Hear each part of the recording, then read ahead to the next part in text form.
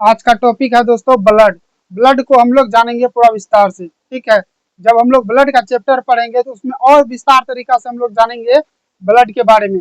अभी फिलहाल में ब्लड के बारे में तो कुछ इम्पोर्टेंट बात को जानना है, तो आइए हम लोग बोर्ड पे समझते हैं ब्लड के बारे में, ठीक है। रक्त को, ब्लड को हिंदी में क्या बोलते हैं? रक्त बोलते हैं। ब्लड को हिंदी में क्या बोलते हैं? रक्त बोलते हैं, ठीक है। रक्त तरल संयोजी उत्तक है। रक्त क्या है? तरल संयोजी उत्तक है। रक्त क्या है? तरल संयोजी उत्तक है। रक्त क्या है? तरल संयोजी उत्तक है। क्योंकि इस उत्तक के मैट्रिक्स में यानी कि ब्लड में जो है, ब्लड में क्या होता है? मैट्रिक्स होता है। ब्लड में मैट्रिक्स होता है। ब्लड में मैट्रिक्स होता है। ब्लड ब्लड में क्या होता है? मैट्रिक्स होता है। ये मैट्रिक्स जो होता है ठोस न होकर, ठोस नहीं होता है, बल्कि क्या होता है? तरल, तरल के रूप में रहता है। तरल के रूप में रहता है। तरल के रूप में रहता है। अगला पॉइंट समझिएगा।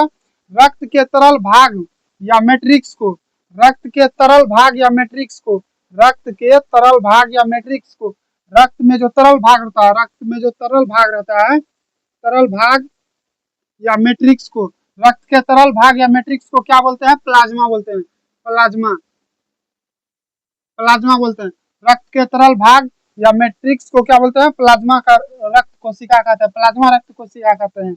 उसके बाद ब्लड, ब्लड में जो होता है दोस्तों, ब्लड में 55 से 60%, 55 से 60% क्या होता है? 55 से 60% प्लाज्मा होता है। 55 से 60% प्लाज्मा होता है। वहीं 40 से 45% की बात करते हैं। 40 से 45% क्या होता है? लाल, सॉरी, रुधिर कोशिका होता है। 40 से 45% रुधिर कोशिका रहता है। 40 से 45% रुधिर कोशिका रहती है। 50 से 55%, 55 से 60%, 55 से 60% क्या होता है? प्लाज्मा रहता है। उसके बाद 50 से 55% भाग क्या होता है? प्लाज्मा होता है। वहीं 45 से 50%, 40 से 45% क्या होता है? रुधिर कोशिका होता है। उसके बाद प्लाज्मा में, प्लाज्मा में जो है, प्लाज्मा में 90% क्या होता है? जल होता है। 90% जल होता है। प्लाज्मा में 90% जल होता है।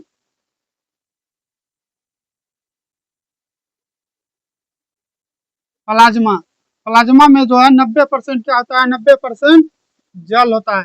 प्लाज्मा में 90% जल होता है। प्लाज्मा में 90% जल होता है। तथा शेष 7% जो बचता है, शेष 7% जो बचता है, प्रोटीन, कार्बनिक और अकार्बनिक पदार्थ होते हैं।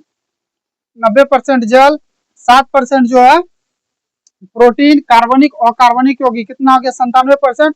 और 3% जो बचता है, 3% जो बचता है उसमें अनेक प्रकार के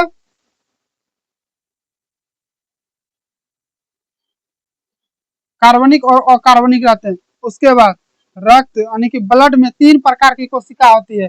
ब्लड जो है, ब्लड में कितना? 3 प्रकार की कोशिका होती है। ये क्या है? ब्लड, ब्लड में, ब्लड में 3 प्रकार की कोशिका होती है। 3 प्रकार की सेल होती है। 3 प्रकार की सेल होती है। ब्लड में 3 प्रकार का सेल होता है। पहला क्या होगा? पहला हो गया आरबीसी, आरबीसी, आरबीसी, पहला हो गया आरबीसी। दूसरा हो गया डब्ल्यूबीसी। दूसरा क्या हो गया? डब्ल्यूबीसी। पहला हो गया आरबीसी, दूसरा हो गया डब्ल्यूबीसी, तीसरा हो गया प्लेटलेट। तीसरा क्या हो गया? प्लेटलेट।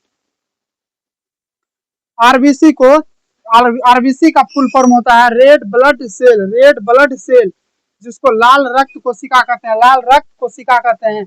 आरबीसी का फुल फॉर्म होता है रेड ब्लड सेल। वहीं डब्ल्यूबीसी की बात करते हैं तो व्हाइट ब्लड सेल, इसको हिंदी में बोलते हैं श्वेत रक्त कोशिका, श्वेत रक्त कोशिका। और तीसरा जो हम लोग का है प्लेटलेट। तीसरा क्या है? प्लेटलेट। जब किसी को टाइफाइड बुखार होता है ना, सबसे पहले प्लेटलेट ही घटता है। सबसे पहले प्लेटलेट ही घटता है, ठीक है। जिसके वजह से माइंड, माथा में, जिसके वजह से सर में क्या होता है? दर्द होता है। जिसके वजह से सर में दर्द होता है और टाइमली बुखार होता है। जब प्लेट टाइफाइड बुखार होगा, जब टाइफाइड बुखार होगा